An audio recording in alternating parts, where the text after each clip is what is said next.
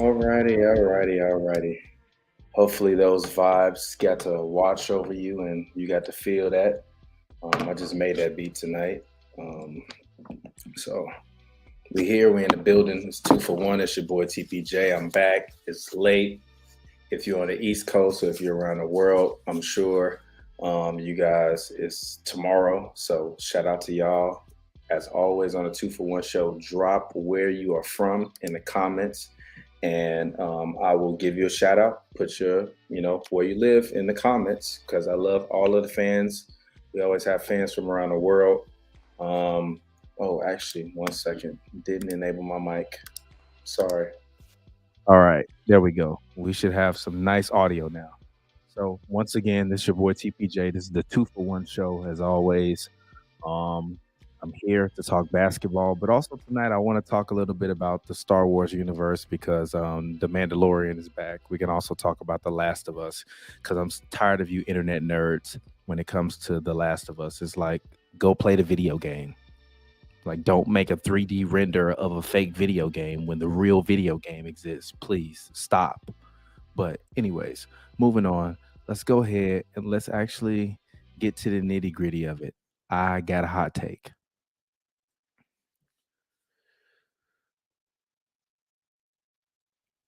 I believe there's 7 and hold on, let me verify. Let me verify and also let me pull this up so y'all can see it because I don't want it to just be TPJ hater. I'm looking at this and my team, well, one of my teams, my boys in Golden State, it's not looking too good for them. Now we can say, they just waiting to the playoffs, which is what I believe. I heard, people saying like, they're just waiting to the playoffs. I don't know if 7-26 on the road is like just waiting for the playoffs. That's like saying I'm good in the West and then like turning out to be not good in the West. Like, gee, the Grizzlies been getting pummeled, bro. Since Steven Adams got injured, they have been getting annihilated, bro. They've been getting annihilated. It's been kind of like unreal how terrible they've been in this stretch. I saw the TNT graphic earlier. I can't remember what it was, but the record was not good. And obviously, Ja Morant. I'm not gonna make no jokes. It would be very, very easy to get on here and make a bunch of gun jokes, but I'm not gonna make a bunch of gun jokes about Ja. I'm not gonna make any crazy jokes about any of that stuff. I'm like I said, I'm praying for that young man. I'm sorry, I got the Golden State game on in the back, but I'm praying for that young man. I'm hoping that that young man does better and he sees it within himself. To really, want to better himself. And yeah, man, that just is what it is. It's like but also, even his friends, they got to realize that, not everybody is meant to be the homie that's around. Um, for real, not everybody's meant to be the homie that's around. Like sometimes you as the homie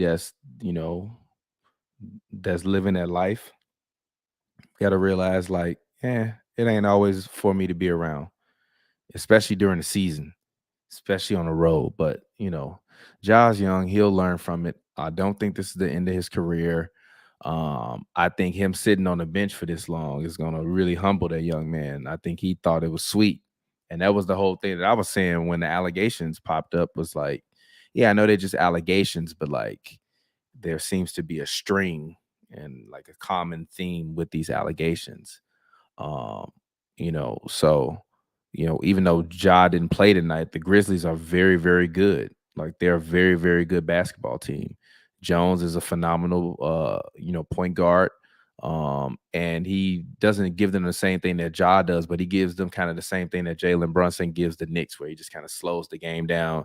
He can get the ball to the rack a little bit and he can hit some open jumpers, which is good. The biggest thing for the Grizzlies is that they missing Steven Adams.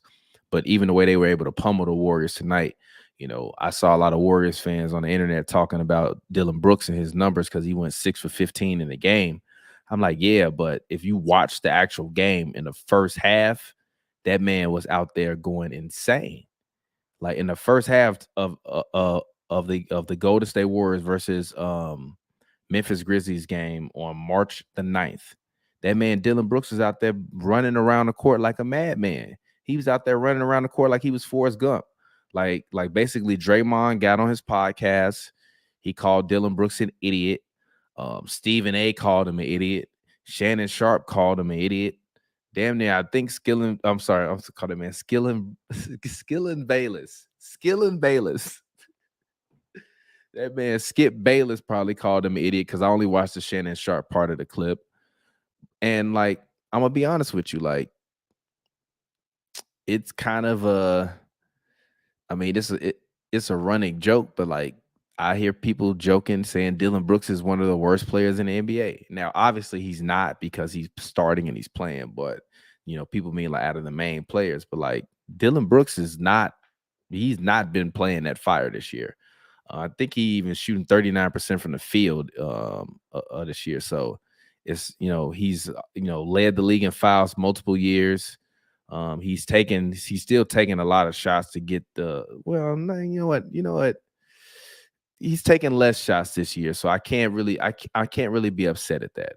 14 is not bad, but you can't be making 38.8% of your shots and 31% from three. Like that's really, really bad. If that was Russell Westbrook, people would be saying a lot of terrible things. So I understand Draymond, you know, his point of like, you know, I'm a champion. You can't talk to me that way. I'm a 4-time champion. Does your team like you? Does the city you play in like you? Like Draymond really went there with Dillon Brooks. And after the game, you know, Dillon Brooks got his little, you know, revenge, even though he was kind of stuttering and kind of, you know, messed it up. Like, I will say this, bro, like the trash talk and the Instagram posts and all this other stuff that be going on in the NBA, it's kind of comical at this point. It really is. Like I just be looking at stuff laughing. Like I'm like, yo, this like a bunch of high school kids. Like this is what happens when you give these dudes all this money and the internet is just like it doesn't end. And you know, to me, Dillon Brooks won this matchup fair and square. Draymond had a solid game, but Dillon Brooks, by far and away, had the better game to me, even though he shot terribly from the field.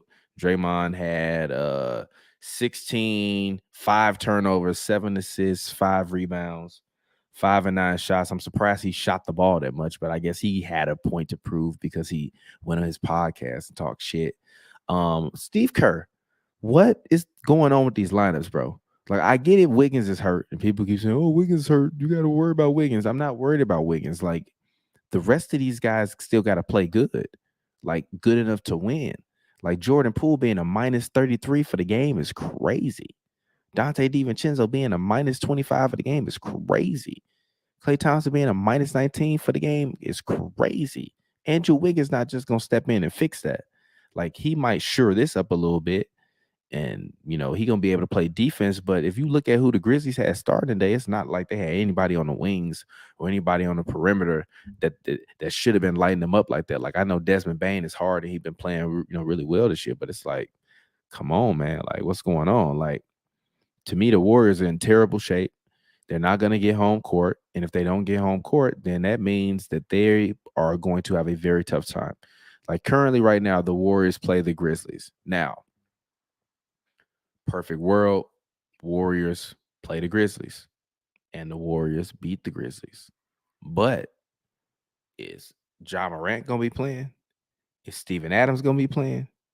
If Ja Morant and Steven Adams are playing, I don't necessarily think the Warriors win this year in that series.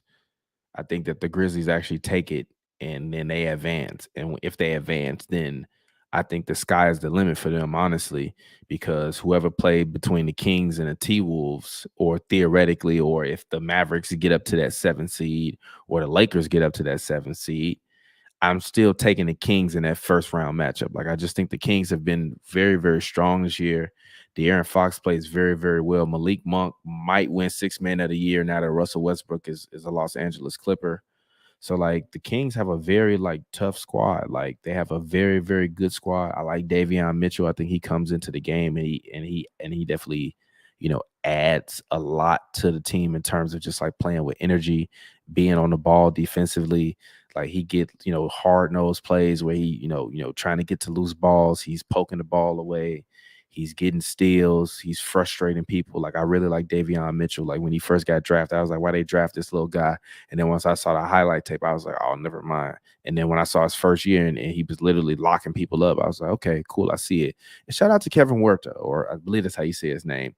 Um, I always thought he would have been a little bit better in his career. I thought his potential, his like overall potential could have been.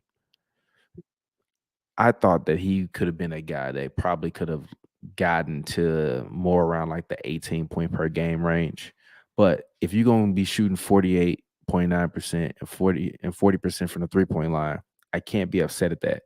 This free throw line thing troubles me because these young guys, they tend to miss a lot in the playoffs. So if you're playing against the Warriors, you got to really, pray that these guys are going to do what they say that, that they're going to do and they're going to show up. This guy, he might be my sixth man of the year, man. Shout out to Malik Monk. He's played tremendously this entire season. He's played his heart out. He's given us some crazy big games. Even that game that they won in overtime versus the Clippers is crazy. Gee, Delly's still in the league, bro. Like I knew, I know he's still, but like Delly's still in the league, G.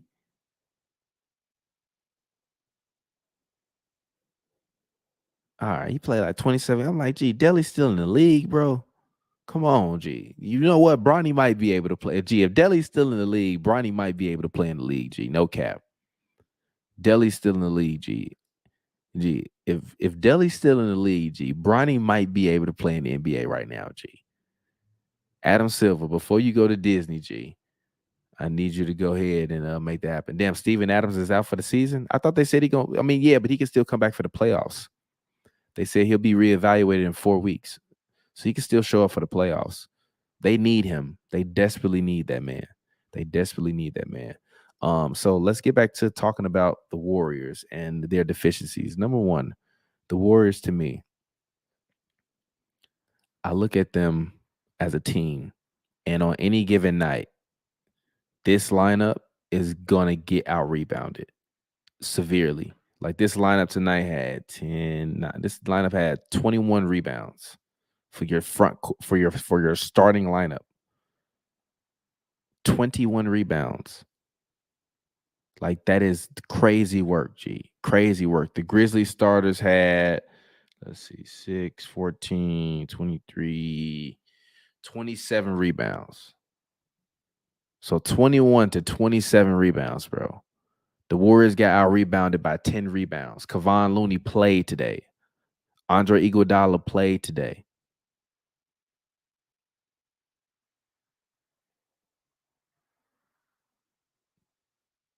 Like, G, I'm sorry, bro. Like, I'm like, this is like last year. I feel like you caught lightning in a bottle, right? You had Jordan Poole.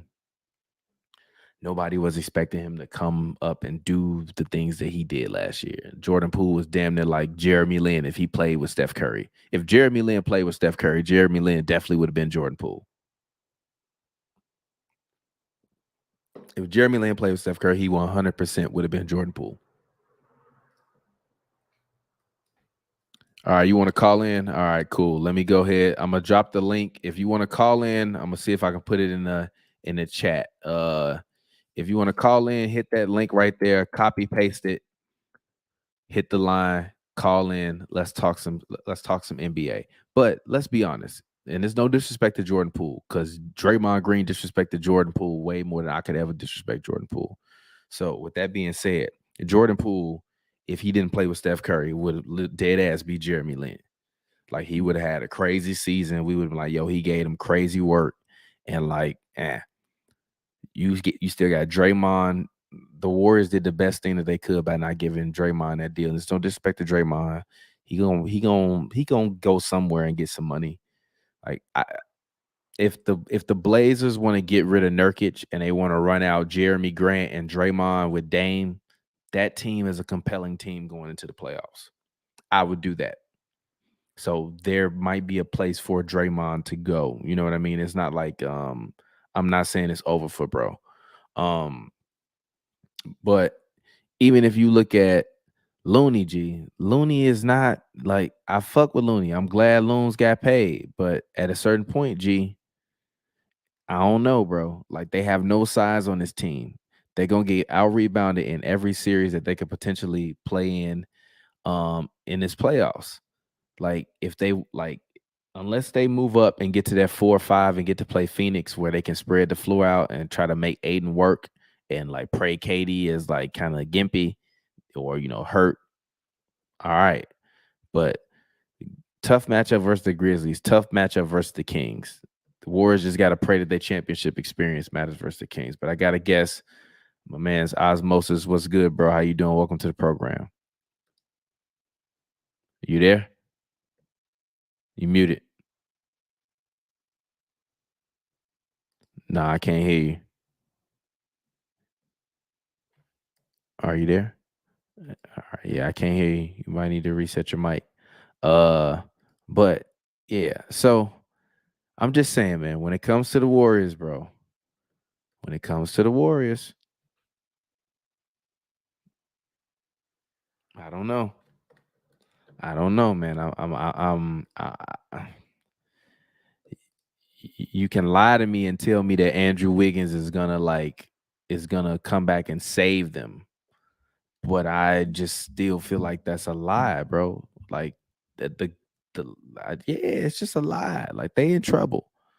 Um, and to me, if I was the Warriors, I believe Nerlens Noel. Hold on, Nerlens Noel. He is. Oh damn, he got signed on a 10-day with the Nets. They should have went and got Nerlens Noel. Like they should have went and got Nerlens Noel. They needed someone else to put on the floor. Like that's to me the most valuable thing. Like a guy like JaVale McGee brings to the Mavericks is like when all else fails and they can't get a rebound, JaVale, get your big ass out there and go grab a rebound. Go grab a rebound, bro. Block a shot. Run around. Create some energy. Do something crazy. Change the dynamic up. The Warriors have no one that can do that. And Twitter hates Anthony Lamb. Get off that man top, G. It's not his fault. It's not his fault, G. It's dead ass not his fault. So let's go ahead. Let's move on. Let's talk about the LA Clippers, the team that I covered. I went to the game last night and I actually got a chance to talk to Coach Ty Lue. Let's see. A chance to talk to Coach Ty Lue. And let's see what he said to me, what our conversation was.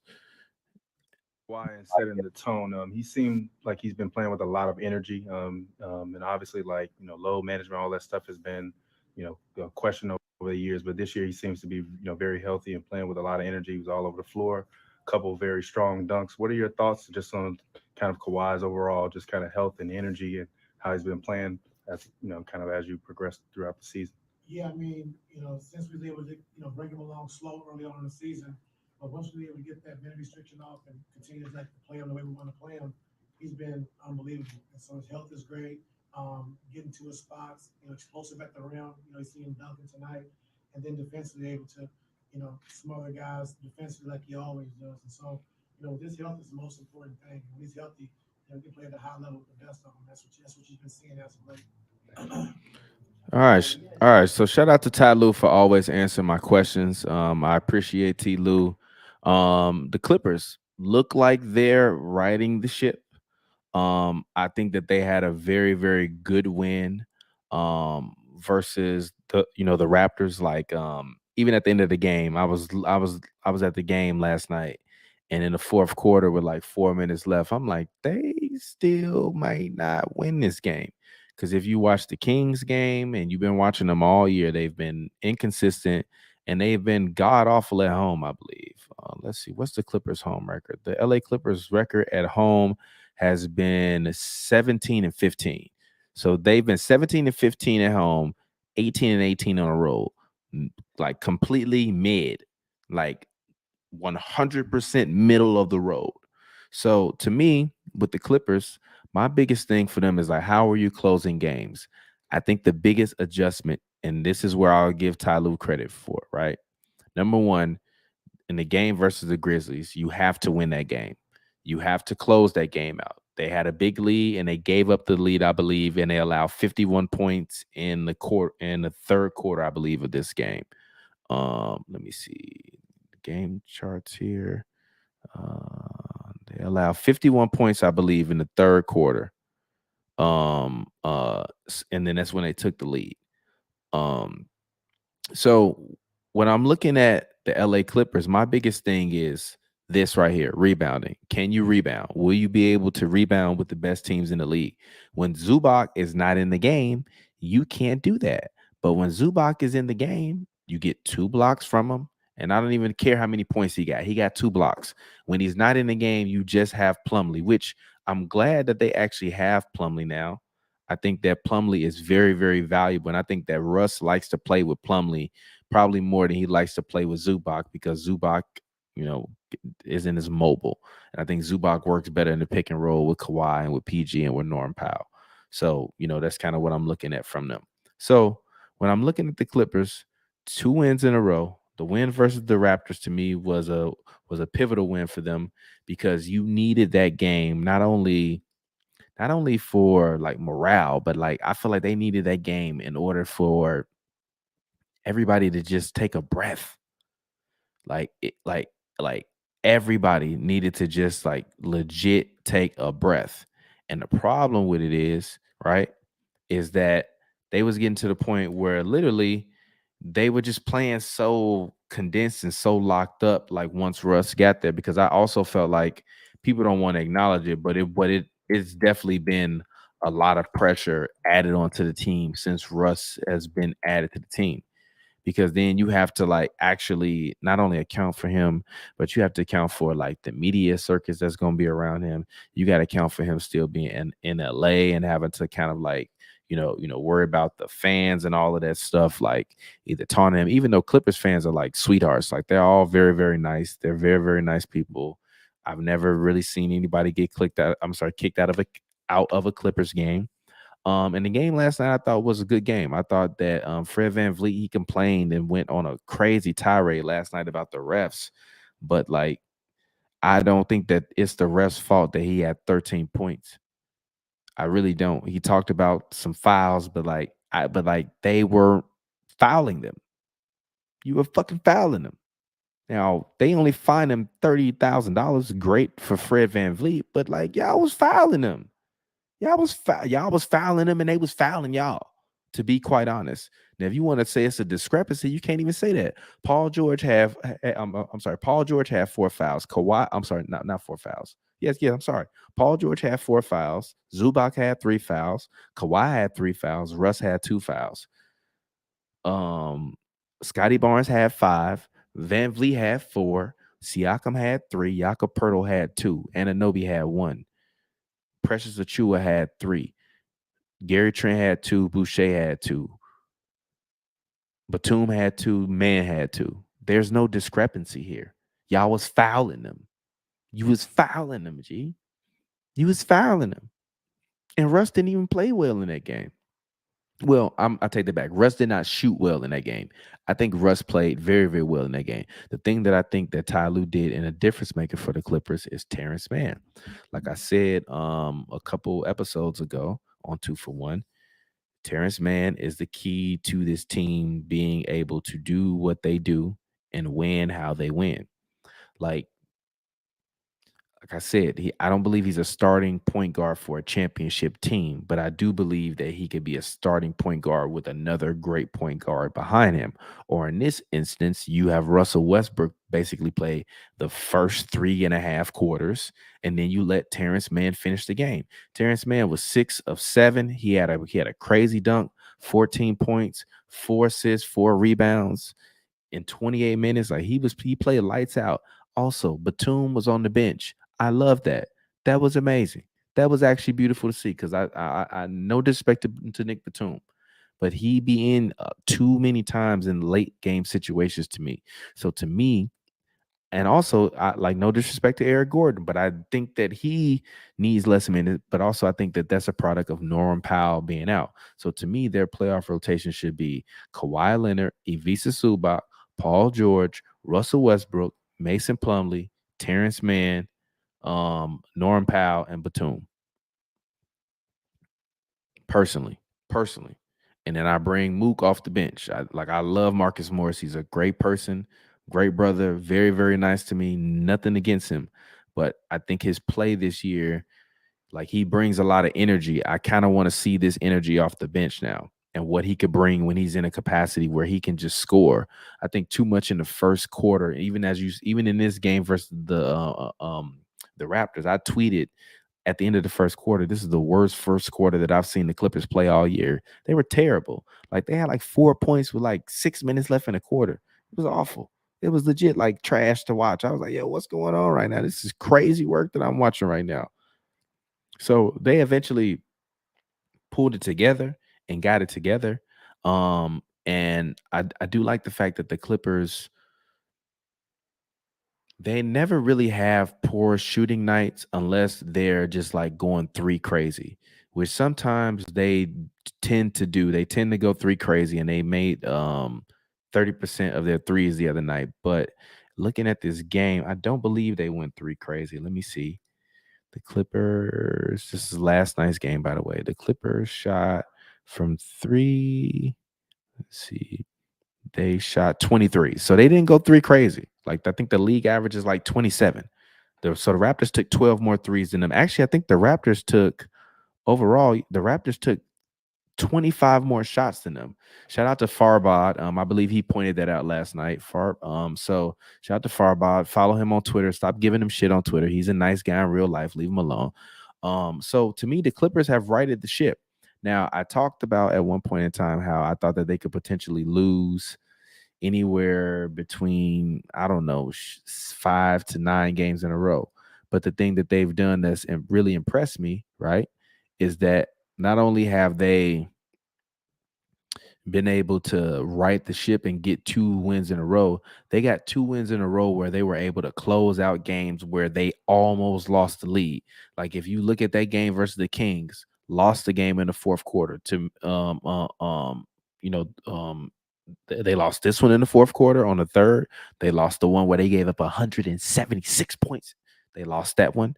And even the game versus Minnesota, like they lost that one to me in the second half. So to me, if you put Terrence Mann in the lineup in the second half, that really steadies it out and puts everybody where they're supposed to be.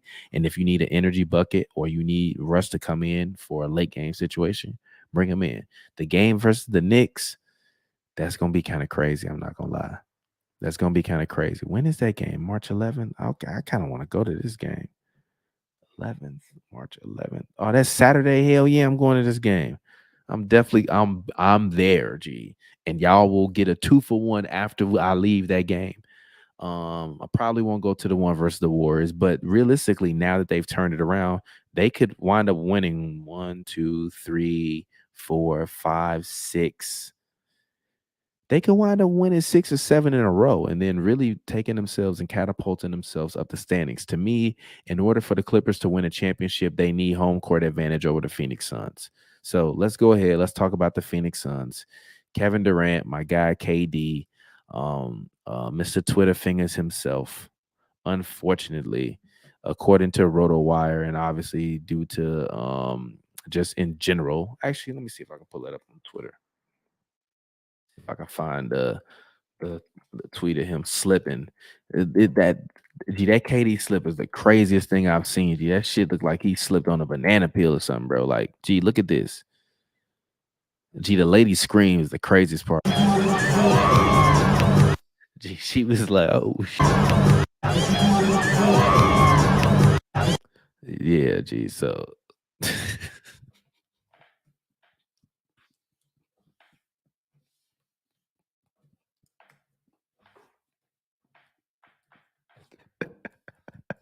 gee, Twitter is hilarious, bro. But as you can see, per AZ Central, KD has a grade 2 sprain, but they said he's only gonna miss 20 games. So he should be all right. And even Shams, he said, Phoenix Suns star Kevin Durant is expected to be reevaluated in 2 weeks with his left ankle sprain and return based on rehab progress. Sources tell The Athletic and Stadium swelling has gone down in the ankle, which Durant injured slipping in pregame warmups Wednesday. By the way, his ankle hit the ground. That shit looked kind of crazy. Like, hold on. That lady screaming is crazy. But look at his ankle, though. Look at that. That's not good. That does not look good at all. That does not look good at all. So I think if the Clippers want to, what they need to do is they need to play and try to get to that 4th seed. Now, my man said Paul George has been up and down. Paul George has been up and down, but who cares? He's not the star of the team. Kawhi is the star of the team. Kawhi Leonard has been playing like an animal. That's why I asked Tyronn Lue that question. That's why I said, how do you feel about, Kawhi's energy? People wanted to talk about load management. Me, literally, I was on outside the lines. They used my voice in the segment where I asked Doc Rivers back when Kawhi first got to LA. I said, what do you think about all the load management hoopla? And Doc Rivers said to me, I don't pay attention to any hoopla. And they put that on outside the lines, and you can literally hear my voice in there. So, with that being said, Kawhi is the guy. He has to be the guy. Even Tyronn Lue said T. Lue said when Kawhi is healthy, he's one of the best players in the league, which is facts, all facts, 100%, 1,000 million trillion billion facts. So he has to go out, he has to hoop, he has to be active, and that is what it is. So let's move on. Man said, hold on 1 second. Sorry. Man said, what teams matter to you at this moment? What does that mean? I don't understand what that means. If you ask me what teams I think are going to win, or what teams I'm putting my money on, or I'm betting, even though I don't bet, the Bucks, obviously, Giannis, freak of the East, freak of the East, freak of the East, freak of the East. So my money's on Giannis. Like even looking at the Celtics, I've been kind of unimpressed by them the whole season, and they're 5-5 now. The Nets, honestly, I've been wanting them to lose more, but they haven't been losing the way they need to be losing. Because Mikal Bridges is turned into goddamn Kevin Durant. Like, I don't like Mikal Bridges. Shout out to you. You he a 6'6" version of KD right now. This man going crazy. This man is going bonkers right now. Let's see. He didn't have 21, 38, 33, 38. He had 10 points. Ugh, that's kind of nasty. That's nasty work, Mikal. But the Bucks, I would say, all right, let's see. We might have a guess. Let's go. Are you there? Yo, can you hear me? Yep. What's good, bro? How you doing? I'm doing good. How about you, bro?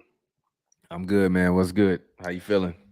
I'm feeling good, man. I wanted to talk to you a couple of things, really about Let's talk. how I don't feel like we give Devin Booker the right amount of slander we should give him, seeing that he's a budding superstar, right? And we give you Chris Paul. Before you Chris Paul, you go into the bubble 8-0, right? Didn't make the playoffs. Boom, you get Chris Paul the next year. Y'all go crazy, make it to the finals. So I feel like now at this point, even though KD is hurt, Devin Booker, like I'm not putting too much pressure on KD. I'm putting it on Devin Booker. Now, how do you feel about that? I'm not upset at it, but like he's Devin Booker. Like me and Pavi had these arguments about him and Zach LaVine, who's the better shooting guard. And my answer's always been it's only him because Klay Thompson is like been injured and not who he used to be. But like it's not, to me, Devin Booker has never been overly impressive to me. Even when he dropped 71, they lost. Like swag, like it was cool.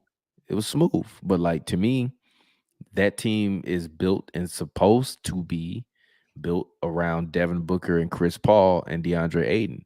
But even when KD got there, Aiden's shots dropped down to around 10 when he was taking around 13.4, which I said on Hoops and Brews with Pappy. I said Aiden gonna be taking 10 shots a game and he gonna be mad as hell. Now, Aiden has been happy that KD's been there, but to me, they had these 14, 15 games left to jail. Now you mean to tell me you just gonna throw KD back on the floor and now they're supposed to play championship level defense on a bum ankle, and Devin Booker's supposed to help guide them and play championship defense? Is no disrespect to D Book, but no. And I know revisionist, I know history is 2020 and everything, but that DeAndre Ayton pick to me still is, I know it's old news, but He had to. Devin Booker and Luka wouldn't have got along anyway. They would have wound up fighting. But I understand that, but you don't think they could have gotten over that at least for just the potential of? If I'm Luka, this is my team. DeAndre Ayton wasn't coming in saying it's my team. He was coming in happy to be a part of the team, happy to be the number one pick. But you don't think Devin Booker would have? I would have rather them got Trae Young. You don't think Devin Booker would have accepted that Luka is a better player? Fuck no. I don't think Devin Booker accepted Kevin Durant is the better player. He just loved KD. He like, yo, he a legend. But like, if you asked him in a vacuum, yo, who better, you or KD? He like me. Nah, that nigga's delusional at that point. I'm just saying, like, to me, I said it a couple of years ago because actually I feel like we had the conversation about should KD go to the Suns. And like I said, if I'm Devin Booker, keep that motherfucker as far away from my team as possible because it's my team. You feel me? But now it's not his team anymore. It's Kevin Durant's team. So now on to one of my next questions. Yeah, go ahead. My fault. One of my next questions is: you cover the Clippers and you're very close to the Clippers and everything. Or you be around the Clippers or used to or whatever. So I still am. I was at the game last night. I talked to Ty Lue. I literally I talked to him about Kawhi last night. So now Kawhi, I will give Kawhi his credit as of late. He has been playing exceptional.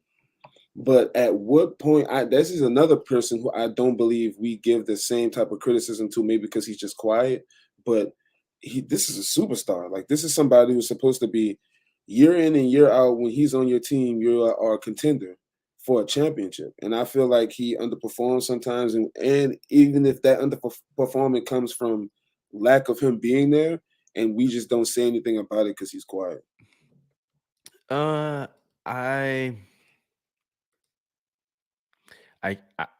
cannot argue against that point, but to me, my point is, or my question, and then I'll make a point to you is, what do you view as underperforming when you evaluate it versus who he was at his peak, and which you would say would be him when he played on the Raptors, right?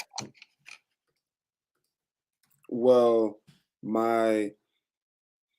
what would be underperforming to me is, so if I look at Kawhi Leonard, and this is maybe just I look at him higher than I should, I think of him when they were saying, there was a point where they was like, okay, no, Kawhi is better than LeBron James. So if every year the criticism is if LeBron is not in the finals or anywhere close to it, it's a failed year for him. Even when he gets old, and I don't think they should still hold that, bar to him because he's older, but they still do because he's LeBron. So if they're going to put you next to these names, then anytime that you come short of that, especially getting put out by people who you get put out by, is underperforming.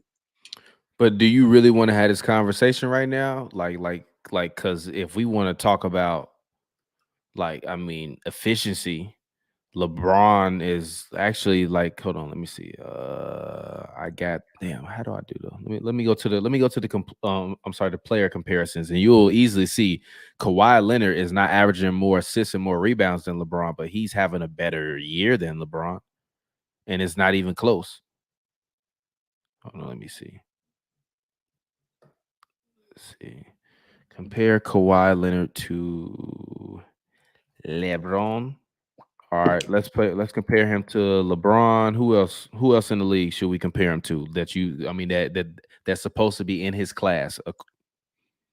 according to not, and this is I don't. If I you don't. saying he fell off, I'm finna compare him to the guys that you think is there with him. Who are those guys? LeBron. Listen. Who This else? is and this is once again. I honestly don't put him with these guys, but these are the people that like the media and everybody puts him with. They put him with the LeBron, Giannis, Stephen Curry group of people. They put him up there with those groups of people. I mean, he is. He's one of the greatest basketball players to ever play. So then that's when we got to compare him to. So who are the numbers? Who else? Giannis.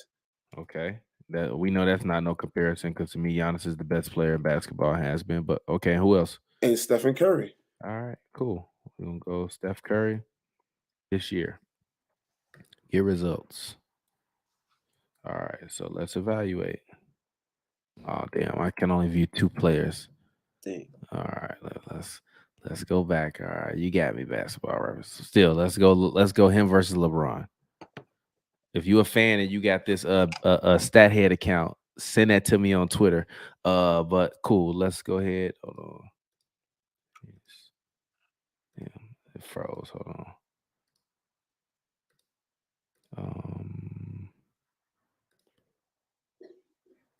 Player comparison. Okay, here we go. All right, cool. So here we are. Player comparison. Now you tell me. Now, LeBron is playing more minutes. He's taking 6 more shots a game, 2.5 more threes a game.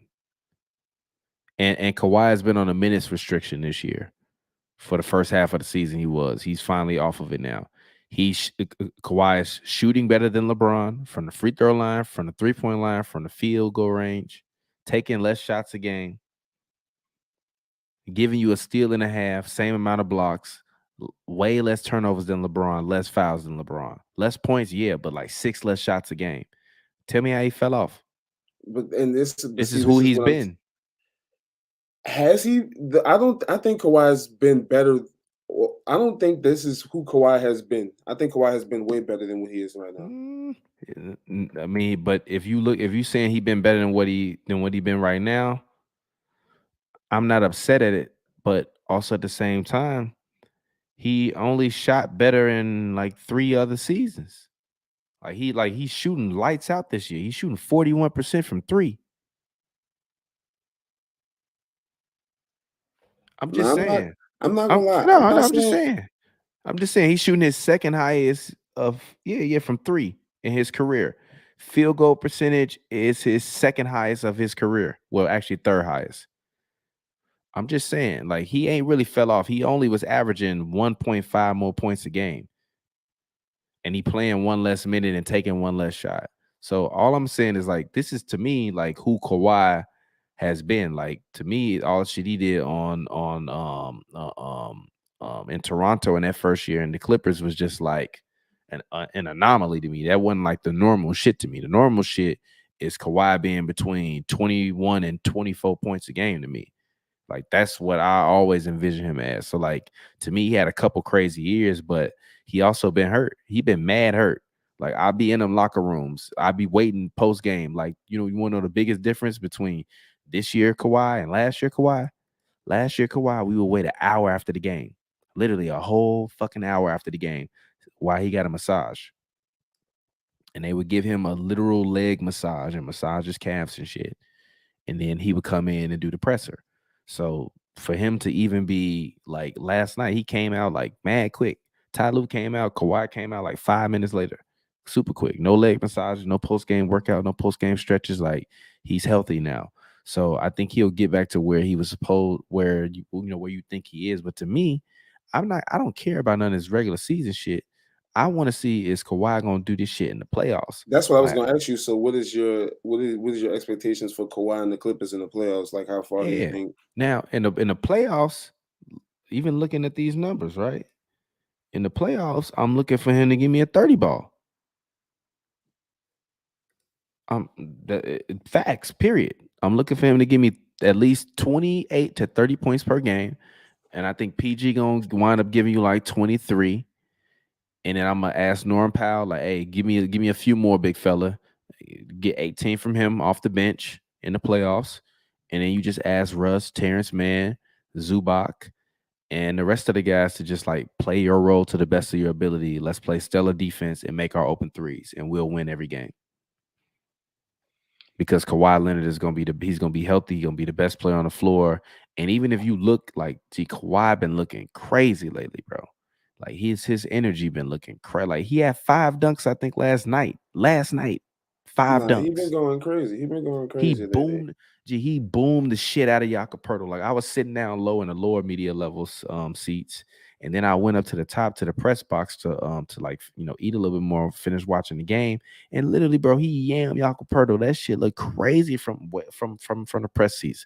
So to me, it's like, if you want to say he fell off, I'll say yeah, but I would also say like he ain't been healthy. That's so to me, if you're gonna say he fell off, honestly, I'm looking at LeBron and saying LeBron fell off. But And I'm looking at KD and I'm saying KD fell off. And I'm not mad if you say LeBron fell off, but I will give LeBron more of a pass for falling off because of age than I would Kawhi. Kawhi not that old. But why? LeBron playing the most minutes, he got the ball in his hands the most he ever had in his whole career. Why? Why? And he Why? averaging because He's of ball hogging. He's ball hogging right now. How many people no matter who you give those minutes, how many people are averaging 30? It's not a lot of people it's not a lot of people gonna average 30 points. You give any of the top 10 guys in the league 22.6 shots a game and 36 minutes a game, and they're gonna give you 29 points a game. How many points Steph averaging right now? 30? I don't even know, actually. Stephen Curry is averaging 29.7, the same amount of points LeBron is averaging. Well, he's averaging more points a game than LeBron. How many LeBron is taking 20. He's taking 22.6. Hold on. LeBron's taking 22.6. Steph Curry is taking 19.9 shots a game. But LeBron is shooting better technically from the field, but Steph is shooting 33% from the three-point line and 92% from the field goal range. I'm just saying, G. Nah, you might be right about that. He didn't fall off. I just feel like, I don't know. I just feel like I said, him and it's a couple other players, man. The slander, once these playoffs come, Joel Embiid. I'm a big Joel Embiid fan. Not gonna lie to you. After this playoffs, I might have to start slandering, bro. I can't keep praising you for what you do in this regular season. You crying about you don't get MVPs, but then when the playoffs come, you get bounced out the second round every time. And we keep giving you different teams. We keep retooling. Ben Simmons ain't working him out of there. There's certain players, I just feel like we're supposed to hold them to a certain standard. That's all I be saying. All right, here go a question that I got for everybody. If you're still watching this, is Joel Embiid a top 10? A top tier player? Now, I'm not saying top 10, top 5. I mean, like in the guys that you classify as top tier guys, I don't classify them as top tier guys based off of what they average. I classify them as top tier guys based off what they've done in the playoffs and what they've accomplished. Now, if I'm looking at those guys, I'm talking about conference finals or best. And B got to the conference finals. Actually he didn't. He got to the second round only because he had the bubble guts and he couldn't play. And then they went on to beat the Bucks, the Raptors. So if we're talking about the guys to me that are the top tier guys, I'm talking about based on reputation and the way they still playing. I got obviously LeBron, even though I'm not a big LeBron fan. I still got Kawhi. I still got KD. I still got Steph Curry. And then that list for me starts to get very, very slim. But obviously, Giannis has to go on there because he probably should have been named first before everybody because he technically Tatum isn't a top tier player to you? No. I still don't think he's the best player on his team. Jaylen Brown? Yeah, I think Jaylen Brown's a better player, personally. I'm not mad at that. Personally, even Jaylen's numbers is crazy. This man averaging 26 and 7 right now. Yeah, I'm not mad at that. Let's see, what's Jason Tatum averaging? You don't think Jokic is a top tier player? Damn, Tatum averaging 38 and 4.7. He's shooting how he shooting worse than Jaylen Brown? Because he shoots step back threes every time. Come on, G, big as hell. Do I think Jokic is a top tier player? No. Ooh, how you 3-time MVP, but you're not a top tier player? Because do MVPs like what do they? No, they don't. But if you get 3 of them in a row, I mean, yeah, nah, that shit means something. Like normally it wouldn't, but it's like if they giving you 3 back to back, you got to I be mean, you somebody. were a great regular season player, but I don't care about like I said, and I've been saying on the Hoops and Bros. I'm sorry, on the Hoops and Brews show for a long time. Pavy value stats. I value winning. I value winning. I value winning. And I want you to win. I want you to consistently get to the conference finals. Jokic got to the conference finals last year. They played the Warriors, right? And then the Warriors smoked them, right? But there's no resistance. When he's in the playoffs, he's easily played off the floor. You can basically run him around and run him out of breath, and then he's gone off of the floor. Right? To me, like Nikola Jokic is a top tier player only in reputation, not to me in actuality. Luka Doncic, I love Luka, not a top tier player yet. Luka's a top tier player, and Nope, and nope. that's You one want to I know why I have to say that? push. You That's want to know one I why? have to Nope, push nope, back nope, on. nope. You want to know why I say that? You want to know why Why? I said it? Because Why? I had a lot of big arguments about James Harden, and I said that he was not a top tier player back then, and I said Chris Paul wasn't a top tier player back then because I didn't believe that they had the capabilities to be able to get to the finals, and they still haven't. So to me, James Harden to me was never a top tier player. Even when he was winning MVP, he was never the guy to me that was gonna get my team to the championship. Like yeah, Okay, we you can did say like you that got to the about James conference. Harden You because got he hold on had one second, decent teams. hold on one second. You got to the conference finals and lost a 3-2 lead, and another guy came and dropped I believe 30 in the second half on your home court, and y'all missed 7 threes in a row. And somebody said Jokic just paid Manning before he got a ring. I'm not mad at that. He really is. But to me, it's no disrespect to Nikola Jokic, but them MVPs don't mean anything to me. Like to me, at no point in time during his MVP run has he been the best player in the NBA. At no point in time Not has he. even last year. He's never been better than Giannis. Giannis plays both sides of the basketball every night.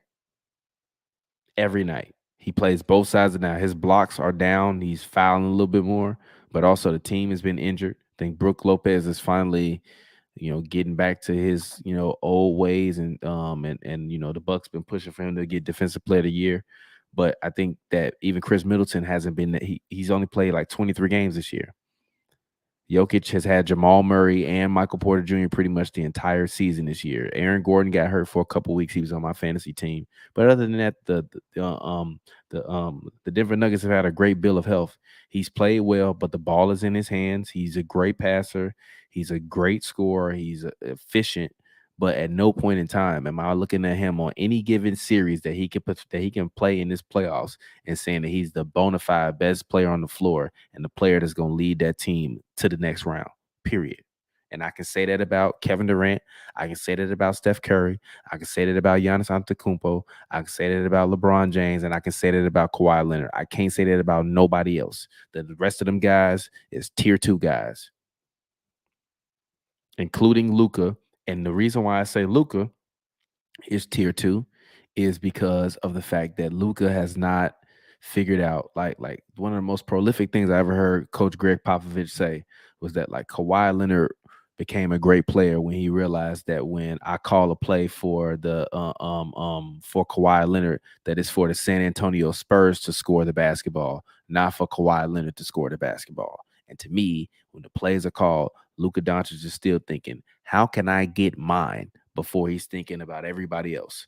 So to me, if Luka want to take that next step, his scoring average going to drop. He should be averaging 33. If Luka want to get to that next level where I'm thinking he's dominant, his average needs to drop to around 28, 29. That's about 4 points less a game. That's 2 to 3 less shots a game that you taking, that you getting other guys passes. Like the thing I loved about Steve Nash was everybody that played with him had career years. Ain't nobody having no career years with Luka because Luka just dribbling the fucking ball all goddamn day long. So give other guys the opportunity to have them career years. I think Kyrie will allow them to play at a new pace. But to me, until Luka can make everybody else better and they not playing to me in spite of Luka, Luka's tier 2. Sorry. But this is what I gotta. This is so.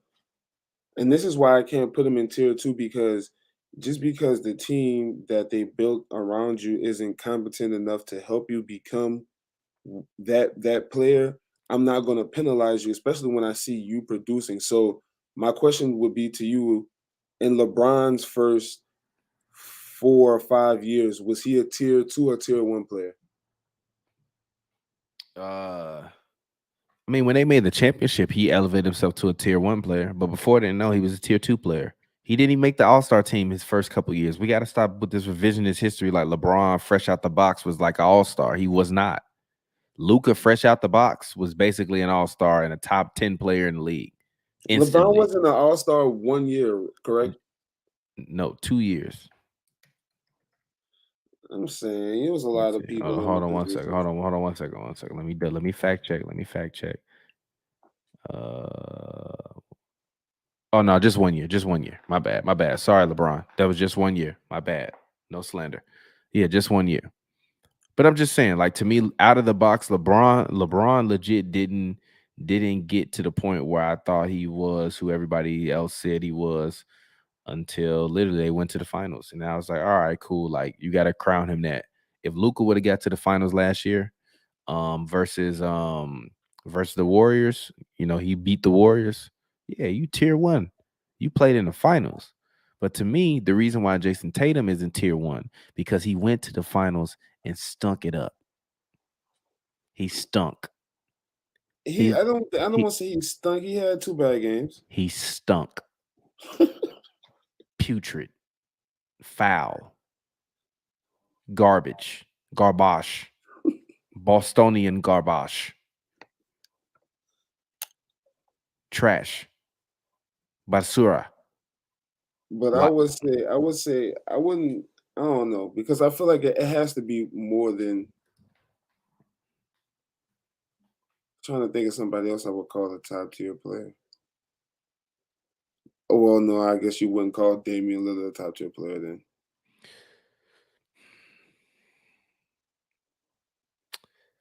Only in reputation. Not in actuality. Like, there's never been a series that Dame Lillard has been in past the first round where you was like, you know what, Dame and them finna whoop their ass, because Dame gonna be the best player on the floor and take them out the series. But you can't see. But no, he's been to the conference finals, so we I can't act like understand he your hasn't been criteria. further in the playoffs. I He's know, made the but conference finals, but so he's he had was multiple literally opportunities. So he's literally going up against Stephen Curry, bro. Like most of those times, besides the time that Drew Holiday and AD put him in a car seat and drove around New Orleans, he's normally playing against literally one of the best teams ever created. Okay, be that guy. Guess who the Phoenix Suns were? They were the team with the best record in the league last year. They were the team that, I believe, they had the best record in the league last year. Am I wrong? I think so. I think they had the best record in the league last year. They was coming off getting to the finals and losing, and Luka and them went out there and put a hurting on them boys. I don't want to hear that. Retort. Please. I think Luka's better than Damian Lillard. So I mean, that's my whole point. It's no disrespect to Dame. Dame is an all-time great player. But if you asking me, he's like top of the tier 2 to me is Dame Lillard, then Tatum. Actually, I take it back. Leading tier 2 category, Jason Tatum, then Jaylen Brown, then Dame Lillard, then Nikola Jokic, then Joel Embiid, and then I'll put PG in there because he's had some big moments, but we all know he's definitely a tier 2 guy. He's not gonna be like he did get them to the conference finals, and then he got kind of injured and wouldn't play well. And Reggie Jackson had to go out there and try to do his thing, and then Patrick Beverly pushed Chris Paul in the back, and then they went to the finals. But like, he's tried. He even has admitted that he's not that guy. So who's more of a, because I clearly there has to be a tier 3. So that's why I asked you this question, because you said Paul George, and I was gonna say Kyrie's tier 2, but I feel like you wouldn't put Kyrie in tier 2. Kyrie is tier 3. Whereas AD has to be a high tier 3. AD is tier 3. Tier 3? Yeah, he's tier 3. He's unreliable. Tier 3 is crazy though. AD is as unreliable as like being like, yeah, it's gonna be nice and sunny in LA this year. It's been fucking monsoons and raining and snowing. It's been ridiculous. So AD is not there for me. AD is tier 3. So who else did I say tier 3? Tier 3, I got Kyrie, and this is the reason why Kyrie is tier 3. He never took a team there on his own. And even when he had a young Jason Tatum and Jaylen Brown, he couldn't bring that synergy together because he wanted to be Kyrie. But I appreciate what he did in that series versus the Warriors. So tier 3, my top 5 guys, I got Kyrie. I got you know what? I got Kyrie. I got Devin Booker. I got Kyrie. I got Devin Booker. I got that's interesting. I got Anthony Davis. Trying to think. Let me think. Then actually I got Pascal Siakam. He's a guy that's helped contributed, win a ring, and he's been consistently good pretty much since he's been there, even though he's not the guy. But he is in the playoffs when they need him to play. Bro ass be hooping. And he been having a pretty good regular season, and he plays defense. And then to round out my tier 3 guys, that's interesting. Let me see. Let me take a look. Because tier 3 to me is like, I'm not gonna lie, I would probably put I'm gonna go Jimmy Buckets. I'm gonna put Jimmy Butler in there. He has led a team to the finals. I'm gonna put Jimmy Butler in there, and Trae Young in there. So I think I put 6 in every one of them lineups. Trae Young, and then my tier 4 guys. It's like a Julius Randle. I would put like Julius Randle, De'Aaron Fox, Ja Morant. Ja Morant is tier 4. I just realized you didn't say his name. Yeah, he is. You don't think he's tier 3? No, I think that the Grizzlies do what they always do: play defense and win games. Whether he's there or not, they're still the same team. And what has he done? They haven't done shit. That's the whole point of Dillon Brooks versus Draymond Green. What the fuck have you all done? It's only they like 4th year though, or some shit. You feel me? Like, I'm crying. He said Randall tier 6. Tier 6 is wild. That's funny as hell. But yeah, like my tier 4s, I got who did I say? Julius Randle. I said Julie. Oh yeah. I got Julius Randle, Fox. I got Julius Randle, De'Aaron Fox, DeMar DeRozan, Donovan Mitchell, and at this current point, I'm going to actually put. I'm gonna be respectful to him, man. I know y'all not gonna agree with this, but I'm gonna actually say DeAndre Ayton. I'm actually not that mad. So like Embiid tier 2, if that's what you asking me, like, but that's my tiers in terms of the guys. Like tier 1 through 4, you got 6 names each tier. Take that, clip that, send that. But anyways, let's see. Any final conversations you want to have, or are you ready to get up out of here? My last conversation I wanted to have is, and I want you to be honest with me, because as it looks with KD getting hurt, knock on wood, we don't ever want nobody to get hurt. Everybody looks a little banged up. Warriors having chemistry issues. What are your realistic chances that you think the Lakers could sneak in and make a sneaky run in the playoffs?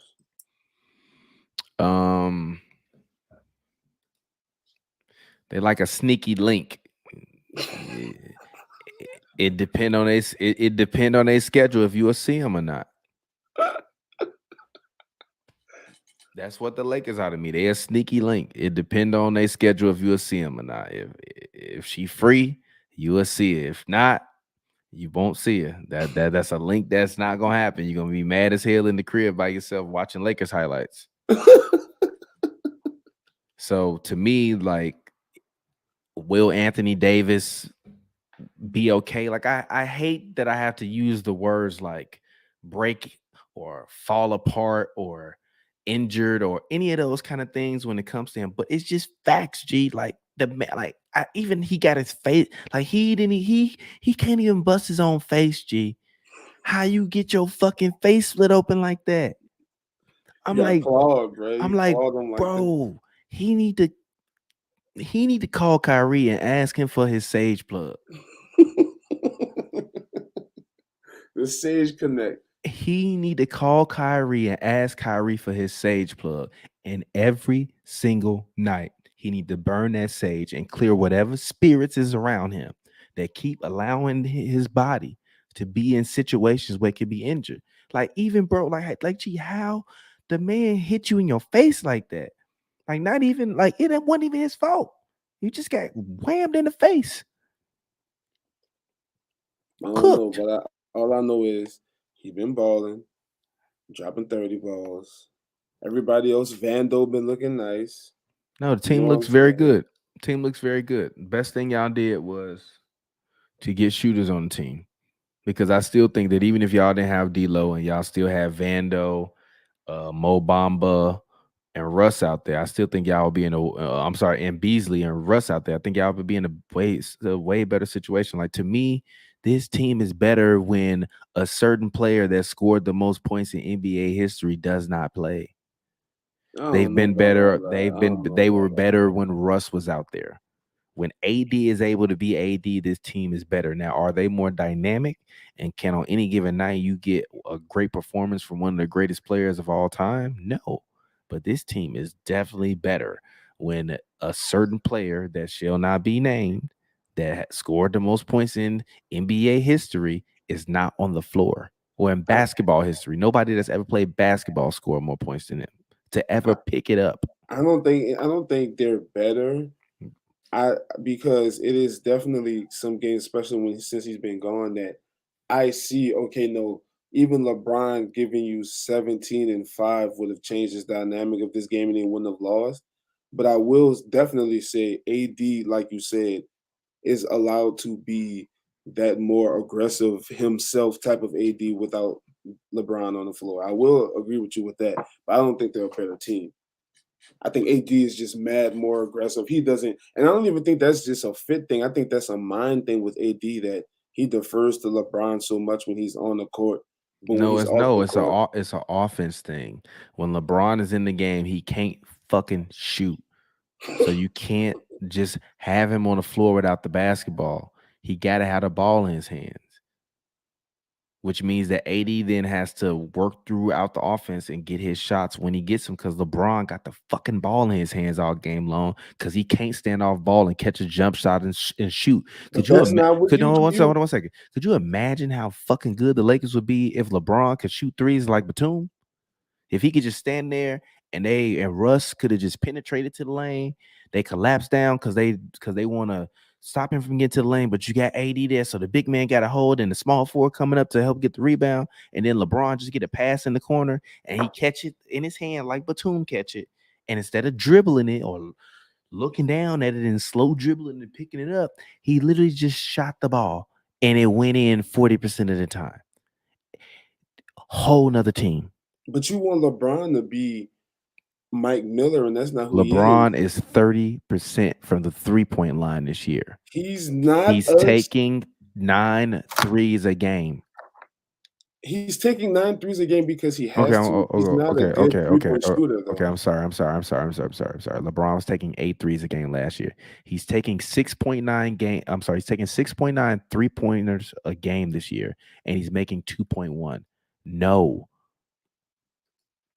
So, but Stop listen, shooting. Stop shooting. Look, okay, he can stop shooting, but see, that's He can't stop counterintuitive to shooting. your point because I think LeBron is best when he's dribbling, penetrating, and finding open shooters. But you're saying you don't want the ball in his hands; you rather him just spot up. But he's not a good spot up. So now it's a So now everybody else has to adjust to play around LeBron. And if you're Anthony Davis, whereas before, if you just got D'Lo, Beasley, Vanderbilt, and AD on the floor, and Austin Reeves on the floor. All of those guys on the floor can handle the ball and shoot the ball. LeBron, the only one that can't shoot. I mean, AD can't shoot, but when AD has a good night, he can shoot. He want to shoot. He play well, but all them guys can shoot. And LeBron can shoot. He just been having a bad stretch, bro. In volume, he can, but not in the manner in which you need him to do. LeBron days of shooting high in the series, or you getting a 60% series from LeBron, or even him shooting 35% from the 3-point line. In a series, I think he could get it to you in one series. Look, I think if LeBron wasn't there, y'all would still make the playoffs, and y'all could probably get to the second round. With LeBron there, y'all can probably get to the conference finals, but y'all can get to the conference finals only because people gonna be scared of LeBron. Like, oh man, LeBron, and they're gonna be scared and they're gonna fold. But to me, the best player on that team is Anthony Davis. And if LeBron is out there, then you got to cater to LeBron. So, it is what it is. But I appreciate you for calling through. I'm tired. I've been up all day. Got to shoot tomorrow. So I'll get up with all y'all tomorrow. Shout out to you, bro. Thank you for calling in. I appreciate it, my G. All right, bro. All righty. All right, so to the fans out there, man, shout out to y'all. If you're watching right now, early in the morning, no matter where you are in the world, make sure you drop a like on this video. I appreciate y'all for being up with me this late. It's been 2 for 1. It's your boy TPJ. Make sure you follow us at Hoops, the letter N, the word Bruise is on the screen. I appreciate you all. This beat is made by me, made it tonight. Enjoy the vibes as we get out of here. And until next time, man, I'll get it with y'all later. Peace.